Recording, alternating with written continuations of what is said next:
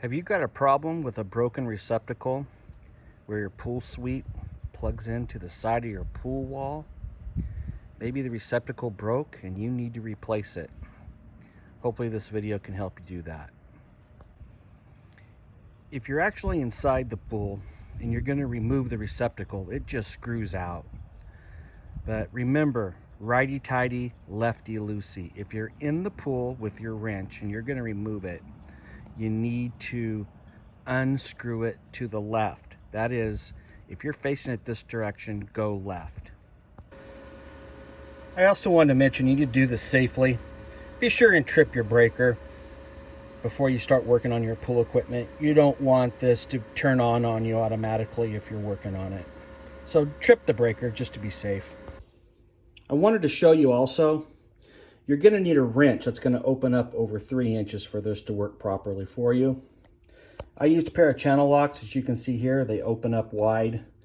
But your average set of channel locks isn't going to work for you because they probably won't open large enough. So just be sure that you have the right tools.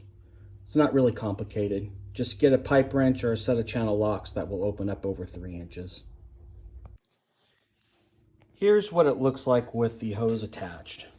You might be replacing it because that ledge right there might be broken off, and that's what holds the hose in as it moves around. As your pool cleaner moves around, it keeps it in. But if that ledge, if this is broken off, you're probably going to have to replace it. I wanted to give you some other tips as well that you might find useful. When this is mounted in the wall, you really cannot open this up. It's very difficult. There's actually a ledge there, and it prevents you from opening it with your hand. You'll need to take a screwdriver and actually use it to pop to open up, which is really a hassle because what'll happen is you'll end up dropping the screwdriver in the pool, and then you'll have to fish it out with a net. Having to use a screwdriver to open this up really is a hassle, and there is a way around that. I'm going to show you that now. I've marked in red the lip that you can see right here where the screwdriver is. That's what clamps this apparatus shut. If your local code allows for it, you can take a Dremel and you can file that down, and then you'll be able to open the cover by hand.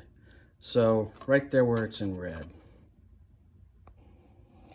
Now that I've worked on this a little bit, you can see the red mark is gone.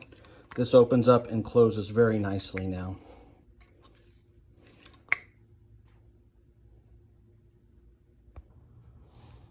Here I am back, and I'm going to go ahead and unscrew the old one and put the new one on. I put an arrow down there so that you can clearly see which direction to unscrew the old receptacle. Here's the old broken one. I wanted to show you what it looked like. Clearly needed to be replaced. And another tip is when you're putting it back on, you just go hand tight. Don't go crazy with a wrench and tighten this up. You run the risk of breaking it, and then you really will have a tough time removing it if you need to replace it in the future. It's really a simple job overall. I highly recommend that most people attempt it themselves, unless of course you just don't feel comfortable doing it. But again, go easy, go slow, and I think you can save a lot of money doing this repair yourself.